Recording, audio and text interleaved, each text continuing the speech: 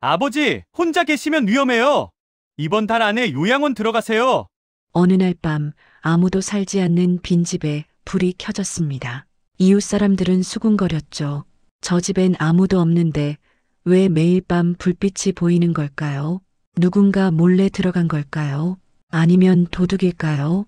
하지만 진실은 그보다 훨씬 더 깊은 곳에 있었습니다. 78세의 한 노인이 평생을 바쳐 지킨 집, 그곳엔 돈으로 살 수 없는 것들이 있었습니다. 세상을 떠난 아내와의 추억, 함께 웃고 울었던 시간들, 그리고 끝까지 지키겠다던 약속. 아들은 그 집을 팔라고 했습니다. 노인은 거부했죠. 그리고 어느 날 노인은 사라졌습니다. 하지만 이상하게도 그 집엔 여전히 누군가 있는 것처럼 불빛이 켜졌습니다. 대체 그 집엔 무슨 일이 있었던 걸까요? 무슨 특별한 사연이 있었는지 시작 전에 구독 한 번씩 눌러주시면 제게 큰 힘이 됩니다. 지금 바로 사연을 시작해 보겠습니다. 저는 올해 78살입니다. 이름은 박영수예요. 평생을 이 집에서 살았습니다. 50년 전 28살에 결혼하면서 아내 순자와 함께 지은 집이거든요. 그때만 해도 돈이 없어서 작은 땅에 작은 집밖에 지을 수 없었어요. 하지만 우린 행복했습니다. 여보, 우리 집 작지만 따뜻하네요. 아내가 처음 이 집에 들어오던 날 했던 말이 아직도 기억나요. 그 미소도요. 이 집에서 아이를 낳고 키우고 웃고 울었습니다. 아들 현수가 태어났을 때, 첫걸음마를 뗐을 때, 초등학교에 입학했을 때, 모든 순간이 이 집에 있어요. 지금은 혼자지만요. 아내는 3년 전에 세상을 떠났거든요. 75살이었습니다. 50년을 함께 산 사람이 어느 날 갑자기 없어지니 세상이 텅 빈 것 같았어요. 아내가 떠난 뒤로 하루하루가 참 길더군요. 아침에 눈을 뜨면 옆자리가 비어 있어요. 48년 동안 그 자리엔 항상 아내가 있었는데 말이죠. 처음엔 습관적으로 손을 뻗었습니다. 아내의 손을 잡으려고요. 하지만 거기엔 차가운 이불만 있었어요. 매일 아침 일어나면 제일 먼저 하는 일이 있습니다. 거실 벽에 걸린 아내 사진 앞에 서는 거예요. 여보, 오늘도 잘 있었어? 대답은 없지만 괜찮습니다. 아내의 미소가 제게 말을 걸어주거든요. 잘 있었다고, 오늘도 힘내라고요. 사진 속 아내는 60살 때 찍은 거예요. 환하게 웃고 있죠. 그때가 제일 행복했던 시절이었습니다. 아들도 장성해서 결혼했고 우린 둘만의 시간을 보낼 수 있었거든요. 여보, 이제 우리 둘이네요. 젊었을 땐 아이 키우느라 정신없었는데 이제야 여유가 생겼어요. 아내가 그렇게 말하며 웃었어요. 전 그 손을 꼭 잡았죠. 그래, 이제 우리 둘이서 천천히 늙어가자. 하지만 아내는 저보다 먼저 떠났습니다. 그렇게 함께 늙어가자던 약속을 지키지 못하고요. 그렇게 하루하루를 살아가고 있었습니다.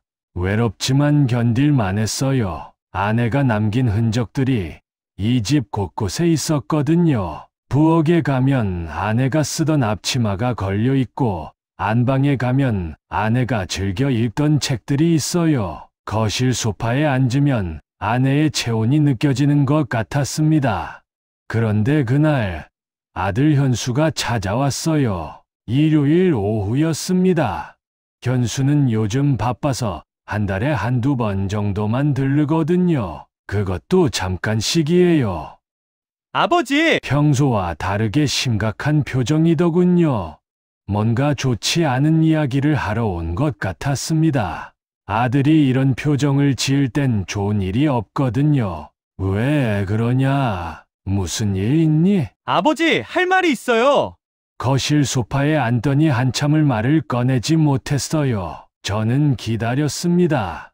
무슨 말을 하려는지 대충 짐작이 갔거든요. 요즘 현수가 저를 보는 눈빛이 예전과 달랐어. 걱정보다는 부담스러움이 묻어났죠. 혼자 계시면 위험해요. 이번 달 안에 요양원 들어가세요. 순간 귀를 의심했습니다. 요양원이라니요. 제가 잘못 들은 걸까요? 뭐라고? 요양원이요. 아버지 나이가 벌써 78이시잖아요. 갑자기 무슨 소리냐? 목소리가 떨렸습니다. 화가 났다기보다는 당황스러웠어요. 갑자기가 아니에요. 제가 얼마나 고민했는데요. 혼자 계시다가 넘어지시기라도 하면 어떡하려고 그래요. 견수의 목소리엔 걱정보다는 불편함이 묻어났습니다. 저를 걱정해서라기보다는 제가 짐이 되는 게 싫은 것처럼 들렸어요. 아들을 50년 키운 아버지라서 그런지 목소리만 들어도 알 수 있었습니다. 난 괜찮다. 아직 건강하거든. 지금은 그렇죠. 근데 언제까지 그럴 것 같아요? 혼자 사시다가 큰일 나면 그때 가서 후회해봤자 소용없어요. 견수가 점점 목소리를 높였습니다. 그래도 난 이 집을 떠날 수 없다. 제가 단호하게 말했어요. 왜요? 대체 왜 이 낡은 집을 떠나지 못하세요? 낡은 집이라는 말에 가슴이 아팠습니다. 견수에게 이 집은 그저 낡은 건물일 뿐이었나 봐요. 이 집은 내 어머니와 나의 약속이야. 약속이요? 무슨 약속인데 그래요? 견수가 어이없다는 표정을 지었습니다. 여기서 평생을 함께 살자고 했어. 이 집을 지을 때 내 어머니가 그랬거든. 여보, 이 집에서 우리 평생 살아요. 늙어서도 이 마당에서 차 마시면서 지내요. 그렇게 약속했단다. 목소리가 떨렸습니다. 아내와의 기억이 떠올랐거든요. 내 어머니가 떠났어도 난 그 약속을 지킬 거다. 이 집을 떠나는 건 내 어머니를 2번 떠나보내는 일이야. 견수가 한숨을 쉬었습니다. 그게요. 마치 제가 고집센 늙은이라고 생각하는 것 같았어요. 아버지, 어머니는 돌아가셨어요. 이젠 현실을 보셔야죠. 그 말이 가슴에 비수처럼 꽂혔습니다. 물론 아내가 죽은 건 알아요. 하지만 그렇게 직설적으로 말하니 더 아프더군요. 현실, 내가 아는 현실이 뭔데? 혼자 사시면 위험하다는 거요. 밥은 제대로 드세요? 청소는요? 빨래는요? 다 잘하고 있어. 거짓말하지 마세요. 지난번에 왔을 때 봤어요. 싱크대에 설거지 안 한 그릇들 쌓여 있고 거실엔 먼지 쌓여 있고. 맞는 말이었습니다. 요즘 기력이 없어서 집안일을 제대로 못하고 있었거든요. 하지만 그렇다고 이 집을 떠날 순 없었어요. 조금 게을렀을 뿐이야. 앞으론 잘할게. 아버지! 견수가 소리쳤습니다. 왜 그렇게 고집을 부리세요? 요양원 가시면 밥도 주고 청소도 해주고 아프면 바로 병원도 갈 수 있어요. 훨씬 나은 환경이에요. 난 이 집이 좋아. 이 집이 뭐가 좋은데요? 낡아서 여름엔 덥고 겨울엔 춥잖아요. 에어컨도 없고 보일러도 고장났고. 견수는 이미 마음을 정한 것 같았습니다. 제 의견 따윈 중요하지 않다는 듯이요. 난 안 가, 절대 안 가. 그럼 혼자 계시다가 쓰러지시면 어쩌려고요? 전화도 안 받으시면서. 전화 잘 받는다. 어제도 3번 전화했는데 안 받으셨잖아요. 어제 전화가 왔나요? 기억이 안 나네요. 요즘 귀가 어두워서 벨소리를 잘 못 듣거든요. 미안하다. 못 들었나 보다. 그러니까요, 요양원 가셔야 한다니까요. 거긴 직원들이 24시간 계시니까 안전해요. 견수의 말에는 이미 확신이 가득했습니다. 제가 무슨 말을 해도 소용없을 것 같았어요. 견수야. 제가 조용히 불렀습니다.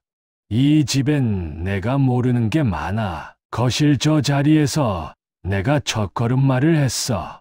부엌 저 테이블에서 우리 가족이 매일 저녁 함께 밥을 먹었지. 안방에서 내 어머니가 아플 때 내가 간호했고, 마당에서 우린 함께 꽃을 심었어.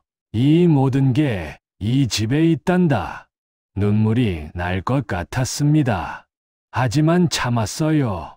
아들 앞에서 눈물을 보이고 싶지 않았거든요. 추억은 마음속에 있는 거예요. 집이 아니라요. 견수의 말은 차갑게 느껴졌습니다. 너한테는 그럴지 몰라도 나한테는 이 집 자체가 추억이야. 이 벽, 이 천장 하나하나가 내 어머니와 나의 시간이거든. 견수는 이해하지 못하는 눈빛이었습니다. 젊은 사람들은 모르죠. 나이가 들면 물건 하나하나가 다 추억이 된다는 걸요. 아버지가 그렇게 생각하시면 어쩔 수 없네요. 하지만 저도 포기 안 할 거예요. 견수는 그날 말없이 돌아갔습니다. 화가 많이 난 것 같았어요. 문을 세게 닫고 나가더군요. 저는 한참 동안 소파에 앉아 있었습니다. 가슴이 답답했어요. 아들이 절 이해해 주지 않는다는 게 슬펐습니다. 아내의 사진 앞으로 갔습니다. 여보, 우리 아들이 날 요양원에 보내려고 해요. 어떡하죠? 사진 속 아내는 웃고 있었습니다. 하지만 오늘따라 그 미소가 슬퍼 보였어요. 당신이 살아 있었으면 좋겠어요. 그럼 이런 일은 없었을 텐데. 눈물이 흘러내렸습니다. 혼자 참고 있던 눈물이요. 하지만 전 흔들리지 않았어요. 이 집을 떠날 순 없었습니다. 이 집을 떠나는 건 아내를 포기하는 일이니까요. 며칠이 지났습니다. 견수한테서 연락은 없었어요. 아마 화가 많이 났나 봅니다. 하지만 전 제 생활을 계속 이어갔습니다. 아침에 일어나면 아내 사진 앞에 인사하고 밥을 먹고 마당을 청소하고 저녁이 되면 텔레비전을 보다가 잠들었어요. 그러던 어느 날 봄이 찾아왔습니다. 3월 말쯤이었을 거예요. 마당에 매화나무가 꽃을 피웠거든요. 아내가 살아생전에 심은 나무입니다. 여보, 매화나무 심어요. 20년 전쯤이었을 거예요. 아내가 어디서 매화나무 묘목을 구해왔어요. 매화나무? 왜? 매화는 추운 겨울을 이겨내고 제일 먼저 피는 꽃이래요. 참 대단하지 않아요? 아내의 눈이 반짝였습니다. 그래서 우리도 이 매화처럼 살아요. 힘든 일이 있어도 이겨내고 매년 봄이 오면 이 꽃처럼 다시 피어나는 거예요. 아내가 웃으며 말했습니다. 그래, 그렇게 하자. 저도 웃으며 대답했어요. 그리고 우린 함께 마당에 매화나무를 심었습니다. 그때는 그냥 웃고 넘겼는데 지금 생각하니 참 의미 있는 말이었어요. 아내는 제가 혼자가 되어도 매화처럼 살길 바랐나 봅니다. 매화나무 아래 앉아 차를 마셨습니다. 혼자지만 찻잔은 2개를 준비했어요. 하나는 제 것, 하나는 아내 것입니다. 아내가 떠난 뒤로 계속 이렇게 해왔거든요. 당신이 심은 나무가 또 피었어. 근데 당신이 없으니 향기가 슬프다. 꽃잎을 손으로 만졌습니다. 부드러웠어요. 마치 아내의 손길 같았습니다. 당신이 말했잖아요. 힘든 일이 있어도 이 매화처럼 이겨내자고. 나 지금 이겨내고 있어요. 혼자지만 잘 버티고 있어요. 바람이 불어 꽃잎이 흩날렸습니다. 마치 아내가 대답하는 것 같았어요. 잘하고 있다고. 계속 그렇게 살라고요. 그때 현수가 또 찾아왔습니다. 이번엔 서류 뭉치를 들고 왔더군요. 뭔가 불길한 예감이 들었습니다. 아버지, 왔니? 할 말이 있어서요. 거실로 들어온 현수는 서류를 테이블 위에 놓았습니다. 이게 뭐냐? 요양원 관련 서류요. 역시 나였습니다. 아직도 요양원 이야기를 하려는 거였어요. 그 이야기는 이미 끝났다고 했잖아. 아니에요. 아직 안 끝났어요. 견수의 목소리가 단호했습니다. 난 안 간다고 했어. 아버지, 제 말 좀 들어보세요. 견수가 의자를 당겨 앉았습니다. 집 팔면 병원비랑 생활비 걱정도 없어요. 갑자기 집을 팔자는 소리였습니다. 귀를 의심했어요. 집을 팔다니 무슨 소리냐? 제가 소리쳤습니다. 요양원 들어가실 거면 이 집 필요 없잖아요. 팔아서 그 돈으로 좋은 시설 가시는 게 훨씬 나아요. 견수의 눈빛엔 이미 집값이 계산되어 있었습니다. 제게 이 집은 추억인데 아들에겐 그저 재산일 뿐이었어요. 이 집을 팔라고 내가 태어나고 자란 집을. 감상적으로 생각하지 마세요. 현실적으로 봐야죠. 감상적이라는 말에 화가 났습니다. 감상적, 50년을 산 집인데. 아버지, 요양원비가 한 달에 200만 원이에요. 1년이면 2,400만 원이고요. 이 집 팔면 최소 5억은 받을 거예요. 그 돈이면 당분간 걱정 없잖아요. 견수는 이미 다 계산을 해놨더군요. 제 노후를 위해서가 아니라 자기 부담을 덜기 위해서요. 돈으로 추억을 살 수 있다면 내가 100번이라도 팔았지. 제가 차갑게 말했습니다. 또 추억 타령이에요? 추억이 밥 먹여줘요? 추억이 병원비 내줘요? 견수의 목소리가 날카로워졌습니다. 너한텐 이 집이 돈으로만 보이냐? 당연하죠. 부동산이니까요. 순간 아찔했습니다. 제 아들이 이렇게 냉정한 사람이었나 싶었어요. 아버지, 왜 그렇게 고집을 부리세요? 현실적으로 생각 좀 하세요. 현실, 내가 진짜 걱정하는 게 나냐 아니면 돈이냐? 견수의 얼굴이 굳었습니다.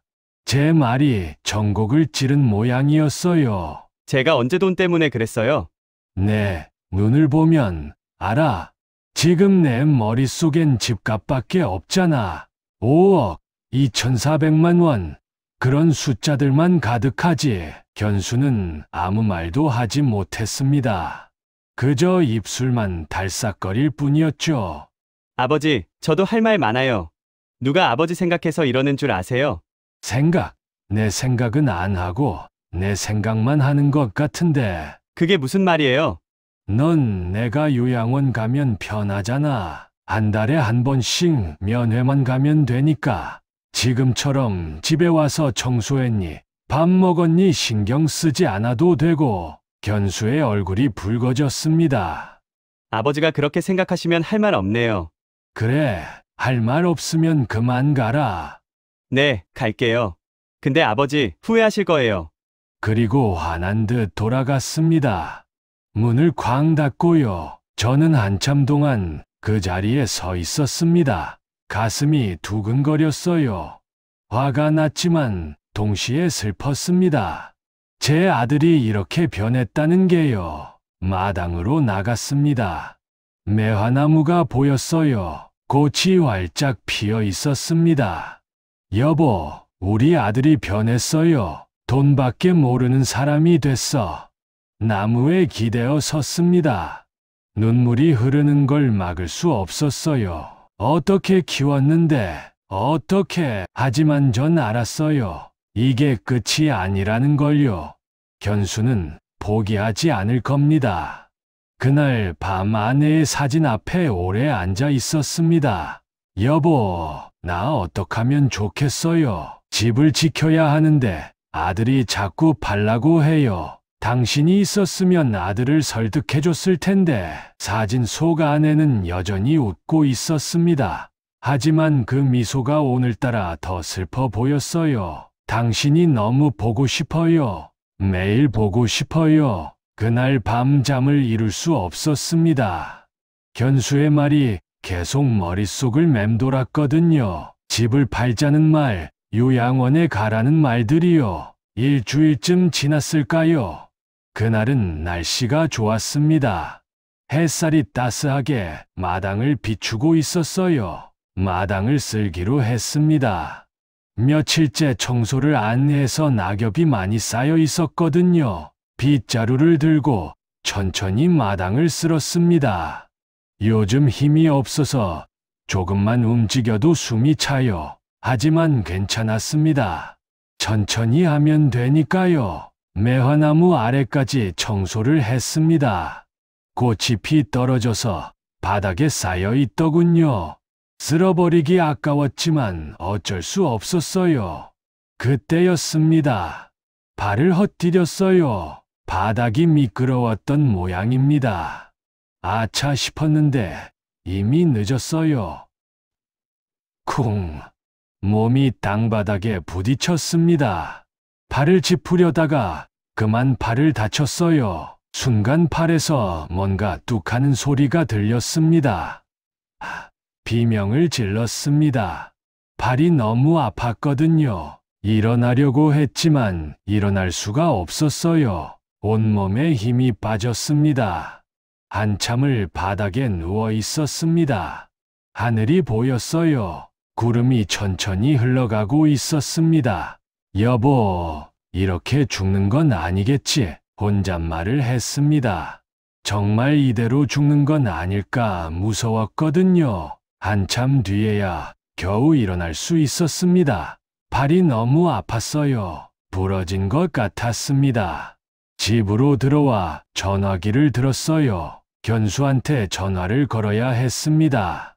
하지만 전화기를 들다가 멈췄어요. 견수한테 전화하면 또 요양원 이야기를 할 게 뻔했거든요. 이걸 핑계 삼아서요.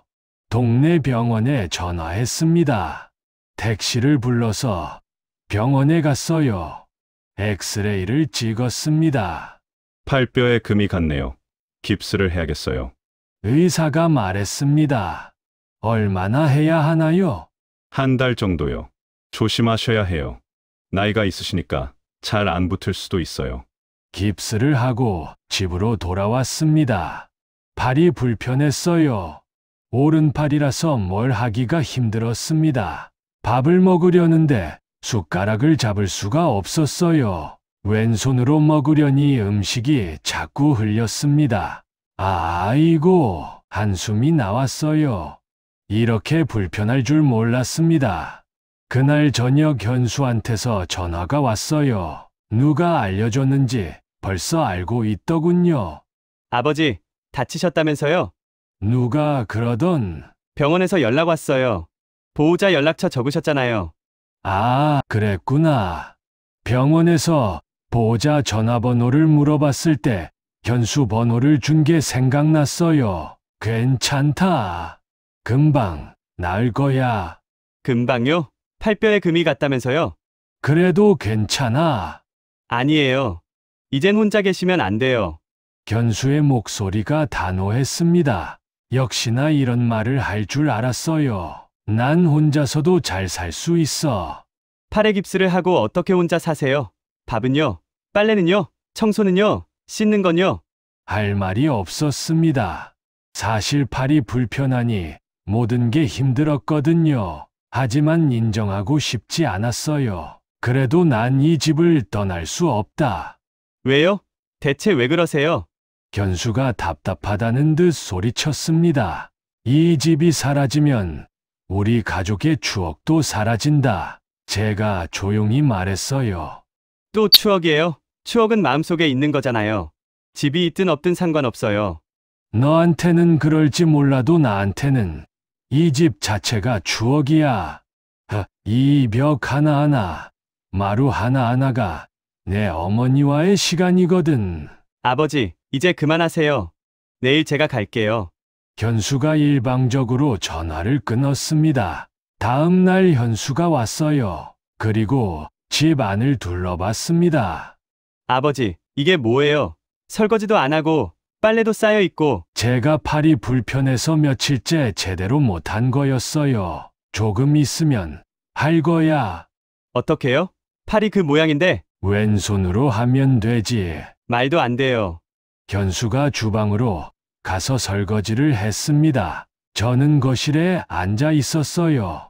아들이 설거지하는 모습을 보니 마음이 복잡했습니다. 설거지를 마친 현수가 다가왔습니다. 아버지, 솔직히 말씀드릴게요. 혼자 사실 수 없어요. 지금 상태로는요. 그래도 난 아직도 집 타령이세요. 견수의 목소리에 짜증이 묻어났습니다. 집 타령이 아니야. 이건 내 인생이야. 인생요? 아버지 인생은 이제 요양원에서 안전하게 사시는 거예요. 안전. 내가 원하는 게 안전이냐, 행복이냐를 물어봐야지. 견수가 한숨을 쉬었습니다. 알았어요. 조금 더 기다려볼게요. 하지만 다음에 또 다치시면 그땐 강제로라도 모시고 갈 거예요. 강제로라는 말에 섬뜩했습니다. 넌 내 아들이야. 어떻게 아버지를 강제로. 안전을 위해서라면 어쩔 수 없죠. 견수는 그렇게 말하고 돌아갔습니다. 저는 한참 동안 소파에 앉아 있었습니다. 젊은 사람들은 모르죠. 나이가 들면 안전보다 익숙함이 더 중요하다는 걸요. 익숙한 공간, 익숙한 물건들, 익숙한 냄새. 그게 노인에게는 전부거든요. 그날 밤 편지를 썼습니다. 왼손으로 써서 글씨가 삐뚤빼뚤했지만 괜찮았어요. 언젠가 현수가 이해할 수 있도록 남겨두고 싶었거든요. 현수야, 이 집은 단순한 건물이 아니야. 내 어머니와 내가 함께 웃고 울었던 모든 순간이 이 벽에 스며 있어. 거실 저 자리에서 내가 처음 걸음마를 했고, 부엌 저 테이블에서 우리 가족이 함께 밥을 먹었지. 안방에서 내 어머니가 마지막으로 눈을 감았어.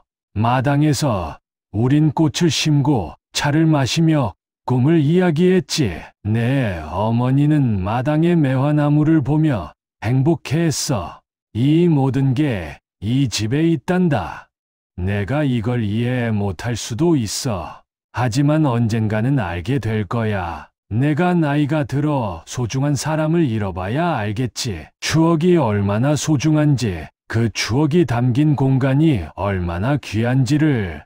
편지를 쓰고 나니 마음이 조금 편해졌습니다. 아내의 사진 앞에 편지를 놓았어요. 여보, 우리 아들이 언젠간 이해할까요? 물론 대답은 없었습니다. 하지만 마음속으론 들리는 것 같았어요. 언젠간 이해할 거라고요. 발에 깁스를 하고 사는 게 정말 힘들었습니다. 밥을 먹는 것도, 옷을 입는 것도, 씻는 것도 다 어려웠어요. 하지만 포기하지 않았습니다. 천천히, 불편하더라도 혼자서 해냈어요. 이 정도 불편함쯤은 견딜 수 있었습니다.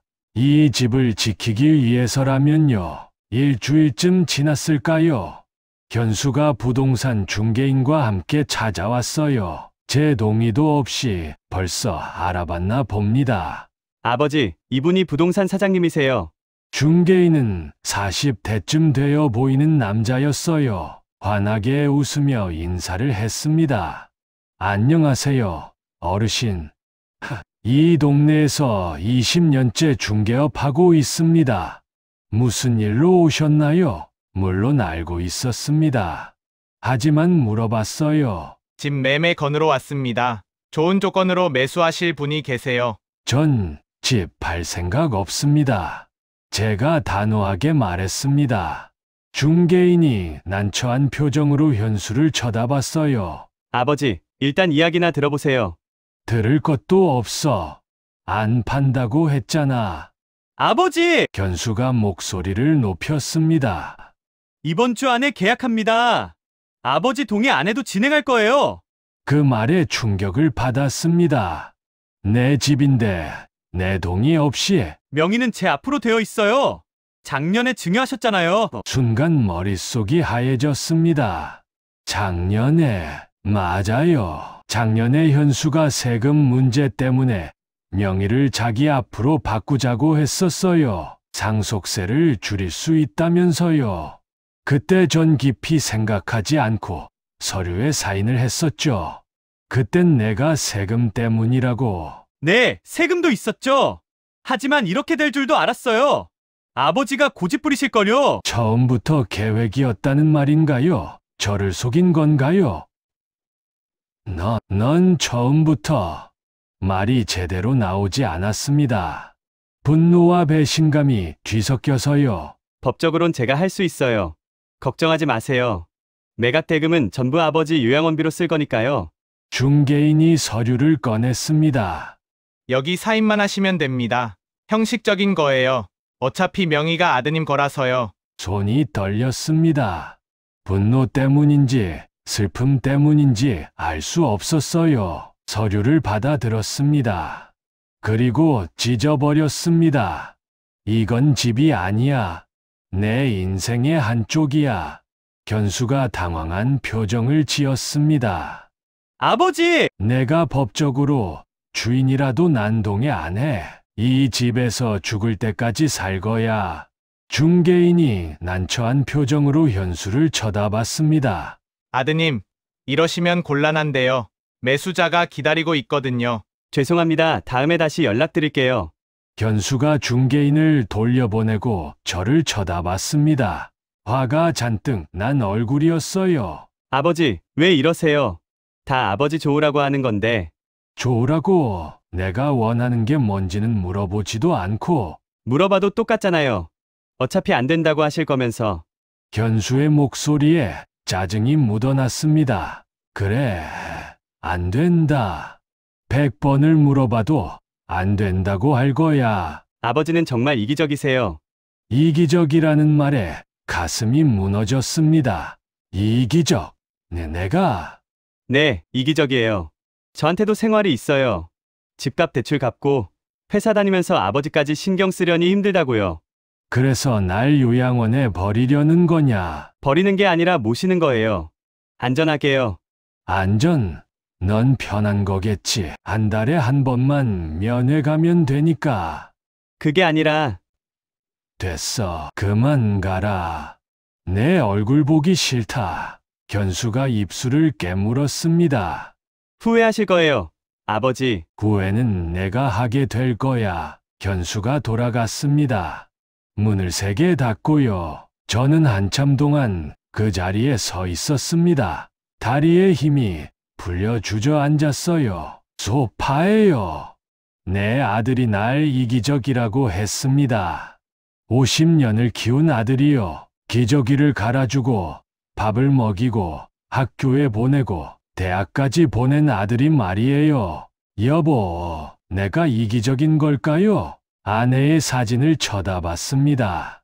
이 집을 지키려는 게 이기적인 건가요? 사진 속 안에는 대답이 없었어요. 그날 밤 거실엔 제 홀로 앉아 있었습니다. 불빛 하나만 켜놓고요. 밤이 깊어갔지만 잠이 오지 않았습니다. 여보, 나 약속 지켰어요. 아직은. 아내의 사진을 쓰다듬었습니다. 그때 창문 틈으로 매화꽃이 하나가 날아들었어요. 바람도 없는데 말이죠. 꽃잎을 손에 올려놓았습니다. 이미 시든 꽃이 피었어요. 하지만 여전히 향기가 났습니다. 당신이 제 곁에 있죠? 맞죠? 대답은 없었지만 알 수 있었어요. 아내가 여전히 이 집에 있다는 걸요. 그날 밤 창밖을 봤습니다. 달이 밝았어요. 마당에 매화나무가 달빛을 받아 은은하게 빛나고 있었습니다. 저 나무처럼 전 버틸 겁니다. 추운 겨울을 이겨내고 봄을 맞이하는 매화처럼요. 며칠이 지났습니다. 견수와는 연락이 끊겼어요. 아마 화가 많이 났나 봅니다. 하지만 저도 할 말은 다 했으니 후회는 없었습니다. 발의 깁스는 여전히 불편했지만 조금씩 적응했어요. 왼손으로 밥을 먹는 것도 옷을 입는 것도 익숙해졌습니다. 그날도 평소처럼 아침을 맞이했습니다. 아내의 사진 앞에 섰어요. 여보, 오늘도 잘 있었어. 사진 속 아내가 웃고 있었습니다. 오늘은 날씨가 좋네요. 마당 청소 좀 해야겠어요. 마당으로 나갔습니다. 매화나무를 봤어요. 이제 꽃은 거의 다 떨어지고 초록 잎들이 나기 시작했습니다. 나무 아래 앉아 차를 마셨습니다. 찻잔은 여전히 2개를 준비했어요. 여보, 우리 아들이 언젠간 이해할까요? 바람이 불었습니다. 나무잎들이 바스락거렸어요. 이해하겠죠. 언젠가는요. 혼자 중얼거렸습니다. 그날 저녁 몸이 이상했습니다. 어지럽고 힘이 하나도 없었어요. 밥을 먹으려는데 손에 힘이 안 들어갔습니다. 이상하네. 소파에 앉았습니다. 좀 쉬면 나아질 거라고 생각했어요. 하지만 시간이 지날수록 더 안 좋아졌습니다. 머리가 아프고 속이 메스꺼웠어요. 일어나려고 했는데 다리에 힘이 안 들어갔습니다. 이게 무슨... 쓰러질 것 같았어요. 겨우 전화기까지 가서 현수한테 전화를 걸었습니다. 아버지, 현수야. 아버지. 그 뒤로는 기억이 없습니다. 정신을 잃었거든요. 다시 정신을 차렸을 땐 병원이었습니다. 하얀 천장이 보였어요. 옆에는 현수가 앉아 있었습니다. 아버지, 깨어나셨어요? 여긴 어디냐? 병원이에요. 제가 달려갔을 때 아버지가 쓰러져 계셨어요. 의사가 들어왔습니다. 정신 차리셨군요. 뇌졸중 초기 증세입니다. 당장 입원하셔야 해요. 뇌졸중이라니요? 입원이요? 네, 지금 상태로는 혼자 계시기 어렵습니다. 언제든 재발할 수 있어요. 현수가 옆에서 고개를 끄덕였어요. 의사 선생님 말씀대로 하세요. 하지만 난... 아버지, 이제 집 이야기 하지 마세요. 목숨이 더 중요해요. 그렇게 전 병원에 입원하게 됐습니다. 일주일 동안 병원 침대에 누워 있으니 답답했어요. 집이 보고 싶었습니다. 마당에 매화나무가, 거실의 소파가, 아내의 사진이 보고 싶었어요. 견수는 매일 들렀습니다. 하지만 오래 있지 않았어요. 회사가 바쁘다면서요. 일주일쯤 지났을 때 의사가 말했습니다. 퇴원하셔도 됩니다. 하지만 혼자 계시면 안 돼요. 누군가 돌봐줄 사람이 필요합니다. 견수가 기다렸다는 듯이 말했습니다. 요양병원으로 옮기시는 게 어때요? 거기선 간호사들이 24시간 돌봐주니까 안전해요. 결국 그 이야기였습니다. 견수는 처음부터 이걸 노렸던 거예요. 난 집에 갈 거다. 아버지, 상태가 안 좋으시잖아요. 집에 혼자 계시면 위험해요. 그래도 내 집에서 지낼 거야. 안 돼요. 이번엔 정말 안 돼요. 견수의 목소리가 단호했습니다. 넌 내 의견은 안 중요하냐? 지금은 아버지 안전이 더 중요해요. 결국 저는 집으로 돌아갈 수 있었습니다.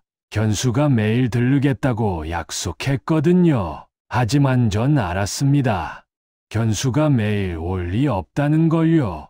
집으로 돌아왔습니다. 익숙한 공기, 익숙한 냄새. 역시 집이 최고였어요. 거실 벽에 걸린 아내 사진 앞에 섰습니다. 여보, 나 돌아왔어. 사진 속 아내가 웃고 있었습니다. 잘 돌아왔다고요. 하지만 몸은 예전 같지 않았습니다. 조금만 움직여도 숨이 차고 어지러웠어요. 밥 먹는 것도 힘들었습니다. 견수는 처음 이틀은 왔습니다. 하지만 그 뒤론 연락만 했어요. 아버지, 회사 일이 너무 바빠서요. 대신 도시락 배달 신청해놨어요. 도시락이 매일 배달됐습니다. 하지만 입맛이 없었어요. 남의 손으로 만든 음식은 맛이 없었습니다. 며칠 뒤 연수가 왔어요. 그런데 혼자가 아니었습니다. 요양병원 직원 2명과 함께였죠. 뭐 하는 거냐? 가슴이 철렁 내려앉았습니다. 아버지, 이젠 정말 안 되겠어요. 강제로라도 모셔가야겠어요. 무슨 소리냐? 의사 선생님이 재발하면 위험하다고 하셨어요. 혼자 계시면 안 돼요. 난 안 가. 아버지 명의로 된 게 아무것도 없어요. 집도 제 명이고요. 법적으로 제가 결정할 수 있어요. 직원들이 다가왔습니다. 어르신, 같이 가시죠. 거긴 좋은 곳이에요. 안 가. 절대 안 가.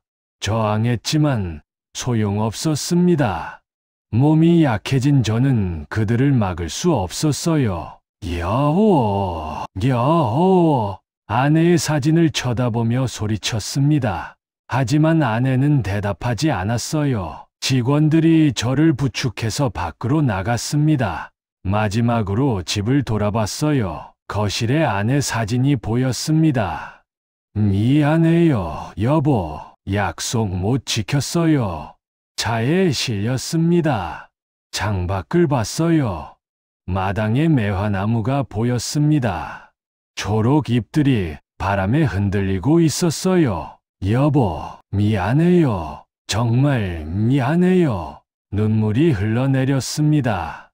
아무리 닦아도 계속 흘렀어요. 차가 출발했습니다.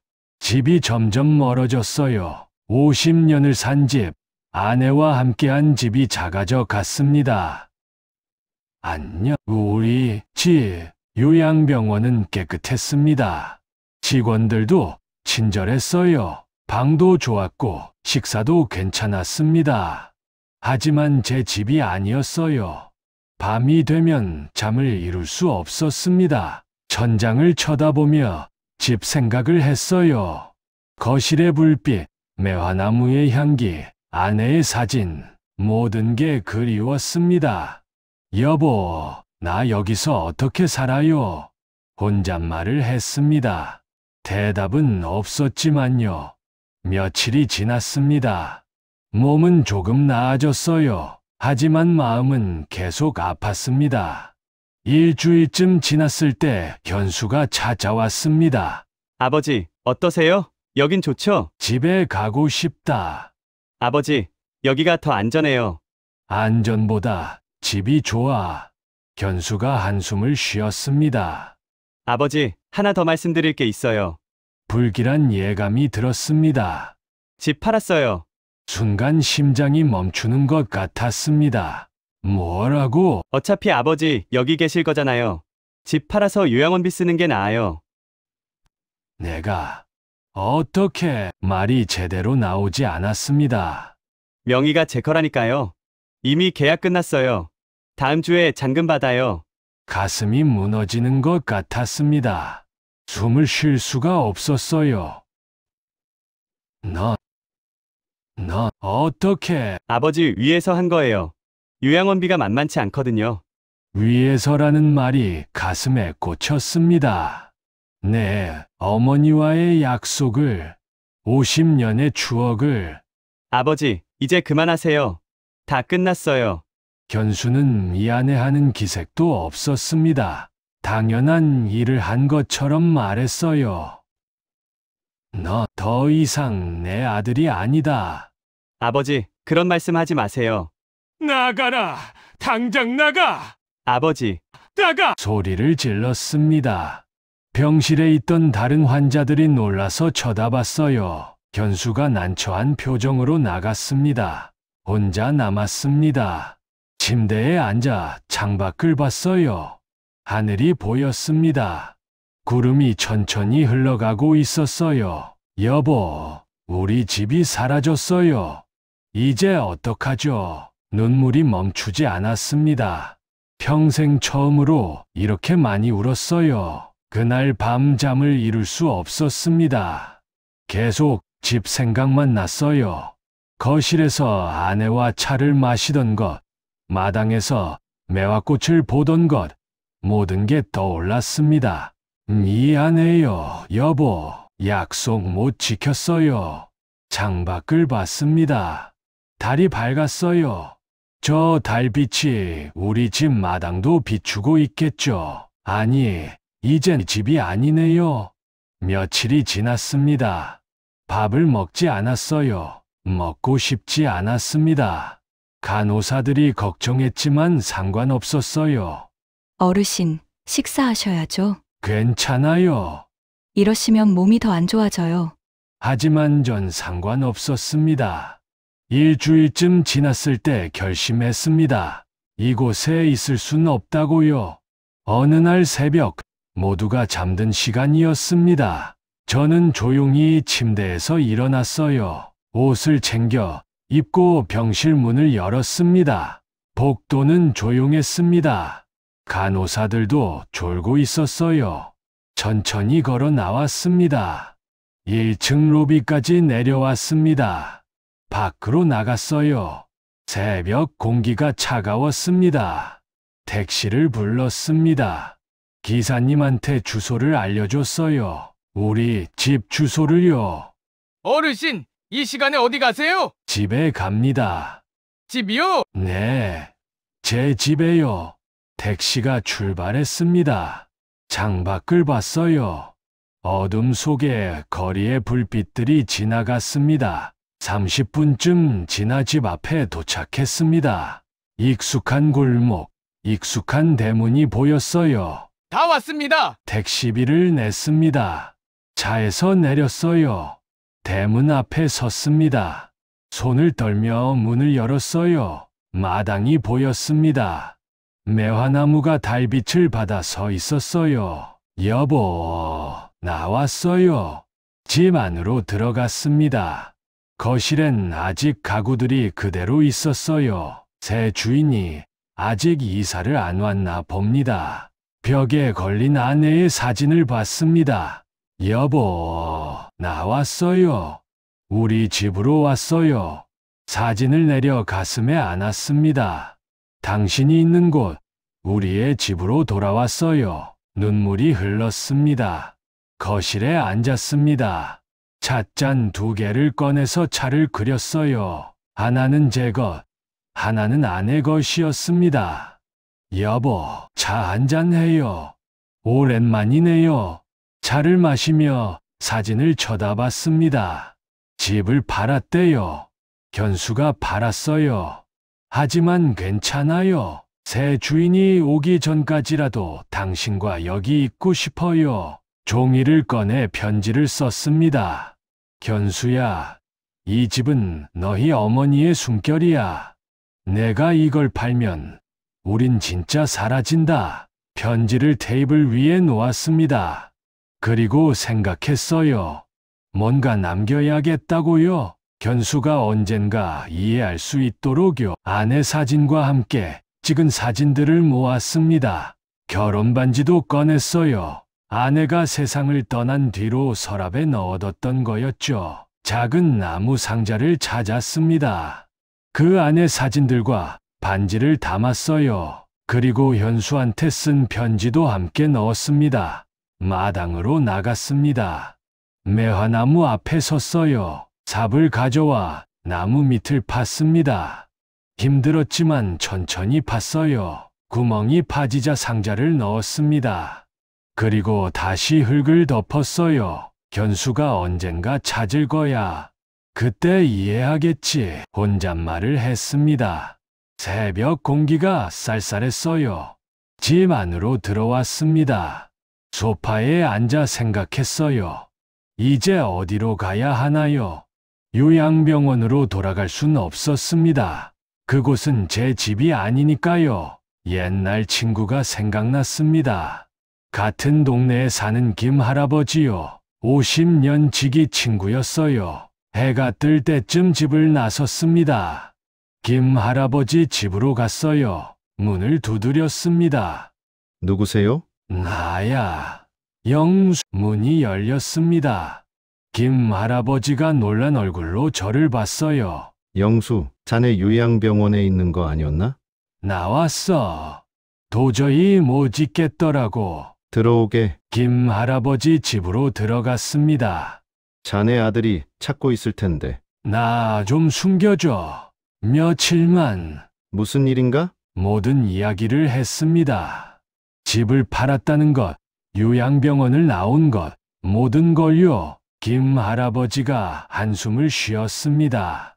요즘 젊은이들은 모르지. 집이 얼마나 소중한지. 그러게 난 그 집에서 죽고 싶었는데. 일단 여기서 좀 쉬게. 자네 아들한테는 내가 모른다고 할 테니.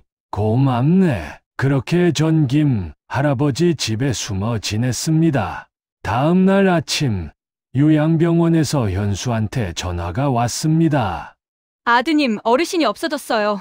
뭐라고요? 새벽에 확인했는데 병실에 안 계셨어요. 현수가 황급히 집으로 달려갔습니다. 문을 열고 들어갔어요. 거실을 봤습니다. 테이블 위에 찻잔 2개가 있었어요. 그리고 짧은 쪽지 한 장이요. 현수야, 이 집은 너희 어머니의 숨결이야. 내가 이걸 팔면 우린 진짜 사라진다. 현수의 손이 떨렸습니다. 아버지 여기 오셨구나. 집 안을 뒤졌습니다. 안방도, 부엌도, 화장실도 확인했어요. 하지만 저는 없었습니다. 마당으로 나갔습니다. 매화나무가 보였어요. 경찰에 신고했습니다. 수색이 시작됐어요. 하지만 저는 찾을 수 없었습니다. 며칠이 지났습니다. 견수는 집 정리를 시작했어요. 새 주인이 곧 이사를 올 예정이었거든요. 거실을 정리하고 안방을 정리하고 부엌을 정리했습니다. 마지막으로 마당을 정리하기 시작했어요. 매화나무 아래를 쓸다가 뭔가 이상한 걸 발견했습니다. 흙이 최근에 파헤쳐진 흔적이 있었어요. 이게 뭐지? 삽을 가져와 조심스럽게 팠습니다. 얼마 안 파고 들어갔는데 뭔가 단단한 게 느껴졌어요. 꺼내봤습니다. 작은 나무 상자였어요. 상자를 들고 마당에 앉았습니다. 손으로 흙을 털어냈어요. 상자를 열었습니다. 안에는 사진 몇 장과 낡은 반지, 그리고 편지가 있었습니다. 사진을 하나씩 봤어요. 첫 번째 사진은 아버지와 어머니가 젊었을 때 찍은 것이었습니다. 20대 후반쯤 되어 보였어요. 둘 다 환하게 웃고 있었습니다. 뒤로 이 집이 보였어요. 막 지은 새 집이었죠. 두 번째 사진엔 아기가 있었습니다. 제가 아기를 안고 있었어요. 그 아이가 바로 현수였습니다. 제 얼굴엔 행복이 가득했어요. 세 번째 사진은 어머니가 마당에서 무언가를 심고 있는 모습이었습니다. 자세히 보니 매화나무 묘목이었어요. 아내가 땅을 파고 있었고 제가 옆에서 지켜보고 계셨죠. 네 번째 사진엔 온 가족이 거실에 모여 밥을 먹고 있었습니다.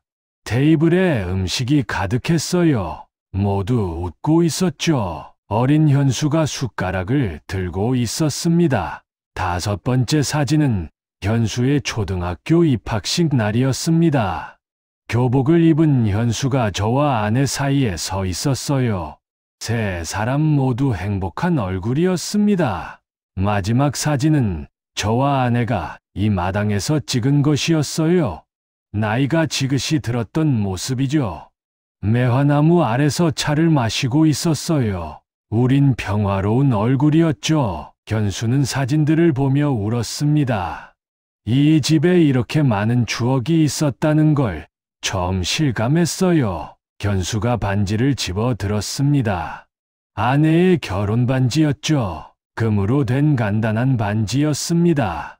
세월이 지나 색이 바랬지만 여전히 빛나고 있었어요. 반지의 안쪽을 봤습니다. 작은 글씨가 새겨져 있었어요. 영수와 순자, 영원히. 제가 직접 새긴 거였습니다. 결혼할 때요. 견수의 눈에서 눈물이 끊임없이 흘렀습니다. 마지막으로 편지를 펼쳤습니다. 저의 글씨였어요. 떨리는 손으로 쓴 것 같았습니다. 현수야, 이 편지를 읽고 있다면 너는 이 상자를 찾은 거겠구나. 사람은 떠나도 사랑은 남는다. 이 말을 내가 이해했으면 좋겠다. 이 상자엔 우리 가족의 가장 소중한 것들을 담았어. 사진들은 우리가 함께한 시간들이야. 반지는 내 어머니와 내가 평생을 함께하겠다고 약속한 증표고, 견수야, 아빠는 너를 원망하지 않는다. 내가 나를 요양원에 보낸 것도 집을 판 것도 다 이해한다. 내 입장에선 그게 맞는 선택이었을 거야.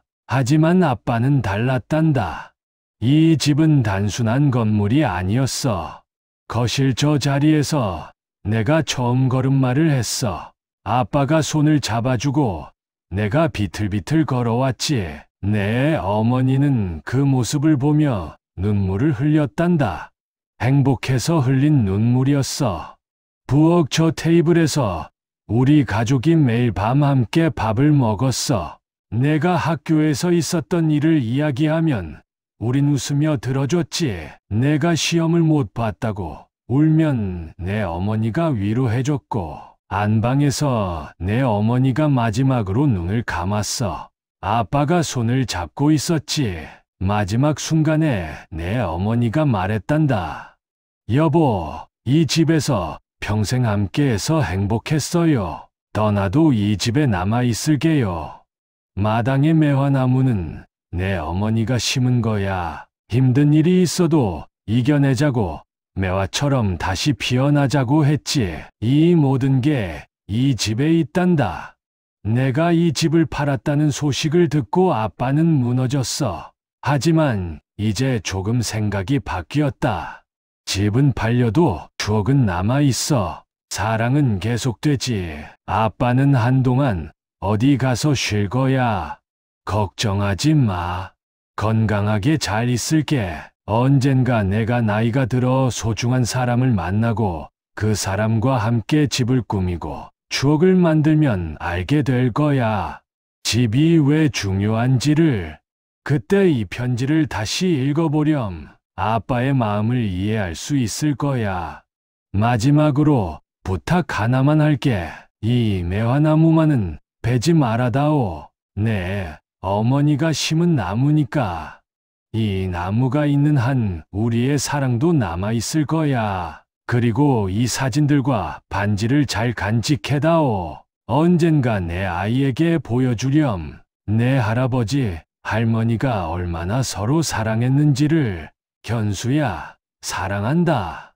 내가 태어났을 때부터 지금까지 단 한순간도 사랑하지 않은 적이 없단다. 비록 내가 아빠의 마음을 지금은 이해하지 못하지만 그래도 넌 아빠의 자랑스러운 아들이야. 행복하게 살아라. 그게 아빠의 바람이다. 조만간 연락할게. 아빠가 편지를 읽는 현수의 눈에서 눈물이 비 오듯 쏟아졌습니다. 아버지. 그제야 깨달았습니다. 자신이 무엇을 했는지, 무엇을 잃었는지를요. 집은 단순한 건물이 아니었어요. 그 안에 담긴 사랑, 추억, 약속이 진짜 집이었던 거죠. 돈으로 환산할 수 없는 것들이 있었습니다. 아버지의 웃음소리, 어머니의 노랫소리, 함께 먹던 저녁밥, 마당에서 놀던 기억들. 그 모든 것을 돈 몇 억에 팔아버린 걸 깨달은 것 같았죠. 현수는 매화나무에 기대어 주저앉았습니다. 아버지, 잘못했어요. 제가 잘못했어요. 한참을 울고 나서 현수는 결심했습니다. 집을 다시 사야겠다고요. 전화기를 꺼내 새 주인한테 전화를 걸었습니다. 여보세요. 저 현수입니다. 집 매매 건으로 전화드렸는데요. 목소리가 떨렸습니다. 혹시 집을 다시 살 수 있을까요? 새 주인은 놀랐습니다. 다시 사신다고요? 잔금도 다 받으셨는데요. 알고 있습니다. 하지만 제가 잘못 생각했어요. 이 집은 제가 지켜야 해요. 부모님의 추억이 담긴 집이거든요. 새 주인이 잠시 고민하더니 말했습니다. 사실 저희도 아직 이사를 안 가서요. 좋아요. 원래 가격에 다시 파는 걸로 하죠. 감사합니다. 정말 감사합니다. 견수는 대출을 받았습니다. 은행을 여러 곳 다니며 돈을 빌렸어요. 회사 동료들한테도 부탁했습니다. 일주일 뒤 다시 집을 샀습니다. 법적으로 다시 현수 명의가 됐어요. 계약서에 사인을 하면서 견수는 다짐했습니다. 다시는 이 집을 팔지 않겠습니다. 아버지를 찾을 때까지, 아니 평생 이 집을 지키겠습니다. 집을 다시 산 현수는 제일 먼저 아버지를 찾기 시작했습니다. 경찰에 다시 수소문했어요. 친척들한테도 연락했습니다. 아버지 친구분들한테도 물어봤죠. 하지만 아무도 저를 본 사람이 없었습니다. 며칠이 지났습니다. 견수는 집을 다시 꾸미기 시작했어요. 거실 벽에 아버지와 어머니 사진을 다시 걸었습니다. 원래 있던 자리에요. 아버지가 쓰시던 소파를 비슷한 걸로 샀습니다. 거실 테이블도 찻잔도 모든 걸 원래 있던 것처럼 만들었어요. 매일 저녁 거실에 불을 켜뒀습니다. 찻잔 2개를 테이블 위에 놓고요. 아버지, 돌아오세요. 집 다시 샀어요. 절대 팔지 않을게요. 혼잣말처럼 중얼거렸습니다. 일주일이 지났습니다. 한 달이 지났어요. 하지만 저는 나타나지 않았습니다. 견수는 매일 밤 거실에서 기다렸어요. 어느 날 밤이었습니다. 견수가 소파에 앉아 졸고 있었어요. 그때 문 여는 소리가 들렸습니다. 눈을 떴습니다. 현관 쪽을 봤어요. 저였습니다. 박영수, 견수의 아버지였어요. 천천히 걸어 들어오고 있었습니다. 아, 아버지. 견수가 벌떡 일어났습니다. 저는 멈춰 섰습니다. 견수를 쳐다봤어요. 왜 여기 있니? 아버지, 집 다시 샀어요. 저는 믿을 수 없다는 표정이었습니다. 집 다시 샀어요. 팔면 안 되는 거였어요. 아버지 편지 읽고 깨달았어요. 견수가 다가왔습니다. 미안해요. 아버지, 제가 잘못했어요. 저는 아무 말도 하지 못했습니다. 그저 현수를 쳐다봤어요. 정말 다시 샀니? 네, 아버지. 이 집은 우리 가족의 보물이잖아요. 제가 늦게 깨달았어요. 제 눈에서 눈물이 흘렀습니다. 이 녀석아, 견수를 껴안았습니다. 미안합니다. 아버지, 정말 미안해요. 견수도 울었습니다. 괜찮다. 이제 알았으면 됐어. 한참을 그렇게 안고 있었습니다. 눈물이 그치고 나서 아들은 물었습니다. 그동안 어디 있었어요? 김 할아버지 댁에 있었어. 아버지를 찾으러 여기저기 다녔는데 못 찾았어요. 그랬구나. 거실을 둘러봤습니다. 예전 모습 그대로였어요. 내가 다 꾸몄니? 네, 아버지가 좋아하시던 대로 만들었어요. 벽에 걸린 아내 사진을 봤습니다. 여보, 우리 아들이 돌아왔어요. 집도 지켜냈어요. 사진 속 아내가 웃고 있었습니다. 아버지, 앉으세요. 차 드릴게요. 견수가 부엌으로 갔어요. 차를 끓여왔습니다. 테이블에 찻잔 3개를 놓았어요. 이건 아버지 거, 이건 제 거, 이건. 어머니 거지. 네, 우린 함께 차를 마셨습니다. 오랜만에 느껴보는 평화였어요. 견수야, 네, 아버지. 고맙다. 집을 지켜줘서. 제가 더 감사하죠. 늦게라도 깨달아서 다행이에요. 그날 밤 전 집에서 잤습니다. 제 침대에서요. 50년을 잔 침대였습니다. 역시 편했어요. 다음 날 아침 일어나니 견수가 아침을 차려놨습니다. 아버지, 식사하세요. 내가 해줬니? 네, 맛없어도 드세요. 밥을 먹었습니다. 맛있었어요. 견수가 만들어서가 아니라 우리 집에서 먹어서요. 잘 먹었다. 아버지, 저 결혼할 거예요. 그래, 좋은 사람 만났니? 네, 착하고 좋은 사람이에요. 아버지한테 인사시켜 드릴게요. 그 애라. 며칠 뒤 현수가 여자친구를 데려왔습니다. 아버지, 제 여자친구 수진이에요. 안녕하세요, 아버님. 젊고 예쁜 여자였습니다. 어서 오너라. 아버님, 이 집 정말 좋네요. 따뜻한 느낌이 나요. 그래, 고맙구나. 수진이가 거실을 둘러봤습니다. 저기 걸린 사진이 할머니세요? 그래, 네, 시어머니가 될 분이시지. 웃는 모습이 참 아름다우세요. 전 수진이가 마음에 들었습니다. 석 달 뒤 두 사람은 결혼했습니다. 결혼식은 작게 했어요. 하지만 행복했습니다. 견수야, 축하한다. 고맙습니다. 아버지, 수진 씨, 잘 부탁하네. 아버님, 걱정 마세요. 잘 모실게요. 신혼부부는 이 집에서 살기로 했습니다. 아버지랑 함께 살게요. 이 집이 너무 좋아요. 견수가 말했습니다. 그래, 함께 살자. 전 기뻤습니다.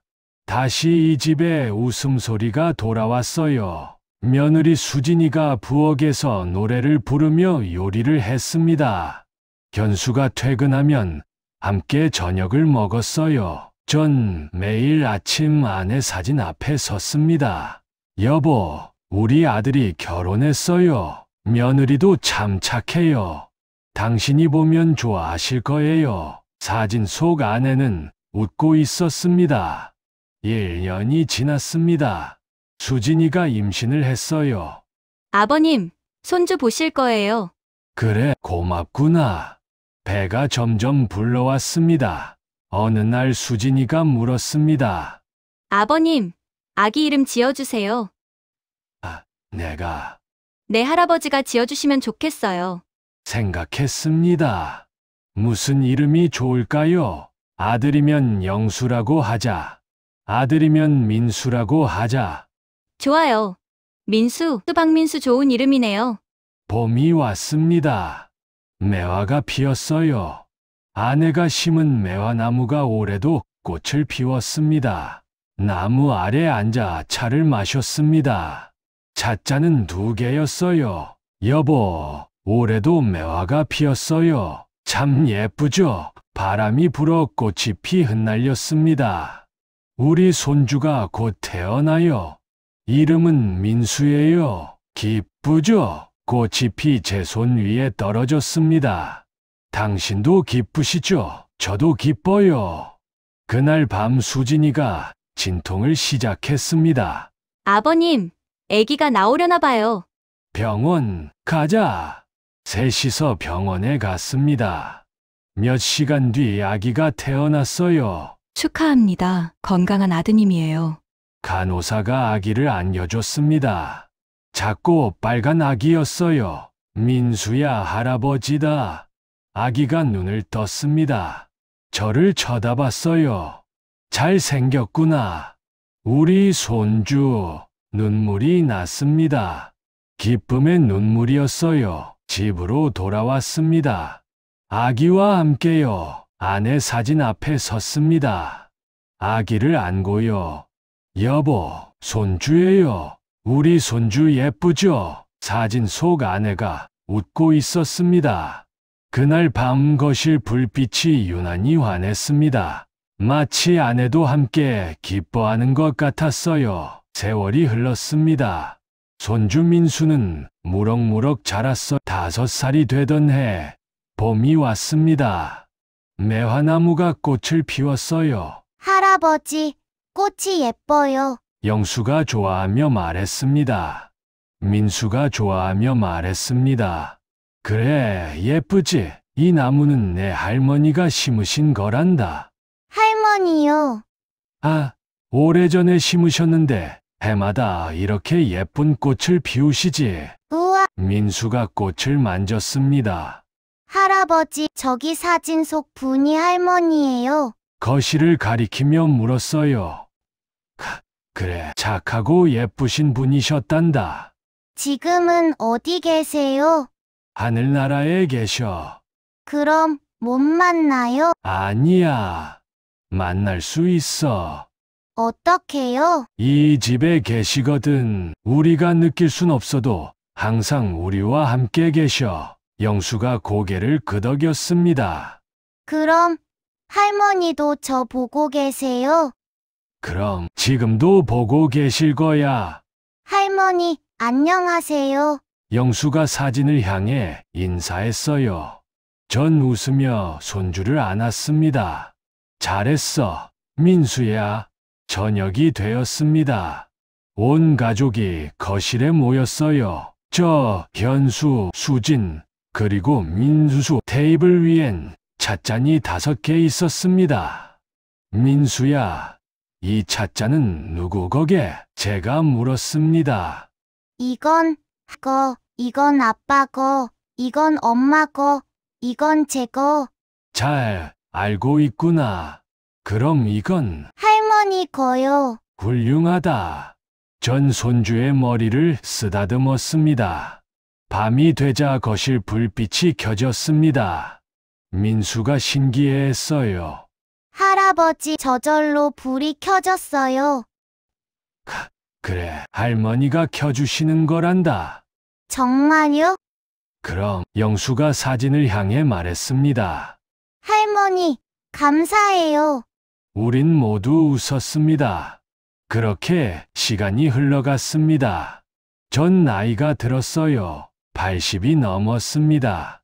몸은 예전 같지 않았지만 행복했어요. 손주가 초등학교에 들어갔습니다. 중학교에 갔어요. 그동안 전 매일 아내 사진 앞에 섰습니다. 여보, 오늘도 잘 있었어. 사진 속 아내는 여전히 웃고 있었습니다. 우리 손주가 많이 컸어요. 벌써 중학생이에요. 시간 참 빠르죠? 매화는 해마다 피어났습니다. 전 매화나무 아래 앉아 차를 마셨어요. 여보, 우리 집 지켰어요. 현수가 지키고 있어요. 민수도 이 집을 사랑해요. 바람이 불어 꽃이 피 흩날렸습니다. 당신도 기쁘시죠? 우리 가족이 함께 있어서요. 꽃이 피 제 손 위에 떨어졌습니다. 고맙습니다. 여보, 이 집에 남아서 우릴 지켜줘서요. 어느 날 아침이었습니다. 전 평소처럼 일어났어요. 아내 사진 앞에 섰습니다. 여보, 오늘도 잘 있었어. 그런데 이상했습니다. 몸이 이상하게 가벼웠어요. 거울을 봤습니다. 제 얼굴이 젊어져 있었어요. 이게 뭐지? 그때 뒤에서 목소리가 들렸습니다. 여보, 돌아봤습니다. 아내였습니다. 젊었을 때 모습으로요. 순자야. 오래 기다렸어요. 이게 꿈이니? 아니에요. 이젠 진짜 함께할 시간이에요. 아내가 손을 내밀었습니다. 가요, 여보. 전 아내의 손을 잡았습니다. 따뜻했어요. 우리 아들은, 손주는? 괜찮아요. 잘 살 거예요. 우리가 지켜줄 거잖아요. 그래, 그렇지. 아내와 함께 마당으로 나갔습니다. 매화나무가 환하게 빛나고 있었어요. 여보, 매화갑서요. 그래요. 참 예쁘네요. 우린 매화나무 아래 섰습니다. 빛이 우리를 감쌌어요. 그리고 다음 날 아침, 현수가 아버지 방에 들어갔습니다. 다음 날 아침, 현수가 제 방에 들어갔습니다. 아버지, 아침이에요. 침대에 누워 계셨어요. 평화로운 얼굴로요. 아버지, 가까이 갔습니다. 숨을 쉬지 않았어요. 아버지, 전 밤에 편안하게 세상을 떠났습니다. 현수가 울었습니다. 아버지, 장례를 치렀습니다. 많은 사람들이 왔어요. 좋은 분이셨어요. 행복하게 사셨어요. 사람들이 말했습니다. 전 아내 옆에 묻혔습니다. 마당의 매화나무 아래에요. 현수가 묘비를 세웠습니다. 사랑하는 아버지 박영수, 어머니 김순자, 여기 잠들다. 그리고 그 아래 작은 글씨로 새겼어요. 사람은 떠나도 사랑은 남는다. 장례를 마친 그날 밤이었습니다. 현수가 거실에 앉아 있었어요. 갑자기 불빛이 켜졌습니다. 테이블 위엔 찻잔 2개가 놓여 있었어요. 김이 올라오고 있었습니다. 매화꽃이 피 창문 틈으로 날아들었어요. 계절은 가을인데요. 아버지, 어머니, 현수가 눈물을 흘렸습니다. 바람이 불었습니다. 따뜻한 바람이었어요. 마치 누군가 등을 토닥여주는 것 같았습니다. 잘했다. 집을 지켜줘서 고맙다. 우리 아들 자랑스럽다. 현수는 웃으며 울었습니다. 고맙습니다. 아버지, 어머니, 이 집 잘 지킬게요. 영원히요. 그날 이후로도 불빛은 계속 켜졌습니다. 밤마다요. 손주 민수가 물었습니다. 아빠, 할아버지 돌아가셨는데 왜 불이 켜져요? 현수가 미소 지었습니다. 할아버지 할머니가 우릴 지켜주시는 거야. 이 집에서 영원히. 정말요? 그럼 이 집엔 사랑이 살고 있거든. 민수가 고개를 끄덕였습니다. 그럼 저도 이 집 지킬게요. 커서도요. 고맙다, 아들아. 매화는 해마다 피어났습니다. 봄이 올 때마다 하얀 꽃을 피웠어요. 집은 세월이 지나 더 낡아갔지만 사랑은 여전했습니다. 견수는 나이가 들어도 이 집을 지켰어요. 손주 민수도 자라서 이 집을 사랑하게 됐습니다. 밤이 되면 여전히 불빛이 켜졌습니다. 테이블 위엔 찻잔 2개가 놓여 있었어요. 이웃 사람들이 말했습니다. 저 집엔 사랑이 살고 있어. 맞는 말이었습니다. 박영수와 김순자의 사랑이 그 집에 살고 있었으니까요. 사람은 떠나도 사랑은 남습니다. 집을 지키는 남자의 약속은 이렇게 영원히 계속됐습니다. 여러분, 오늘 이야기 어떠셨나요? 우리 모두에게 집은 단순한 공간이 아닙니다. 그 안에 담긴 추억과 사랑이 진짜 집을 만들죠. 부모님이 평생을 바쳐 지킨 것들의 의미를 우리는 얼마나 이해하고 있을까요? 때로는 늦게라도 깨닫는 게 중요합니다. 박영수 할아버지처럼 사랑하는 사람과 만든 추억을 소중히 여기고 현수처럼 잘못을 깨닫고 바로잡는 용기를 가지면 좋겠습니다. 오늘 이야기가 마음에 드셨다면 구독과 좋아요, 알림 설정 부탁드려요. 그리고 여러분의 소중한 가족 이야기도 댓글로 들려주세요. 부모님께 오늘 전화 한 통 해보시는 건 어떨까요? 다음에도 더 감동적인 이야기로 찾아뵙겠습니다. 시청해주셔서 감사합니다.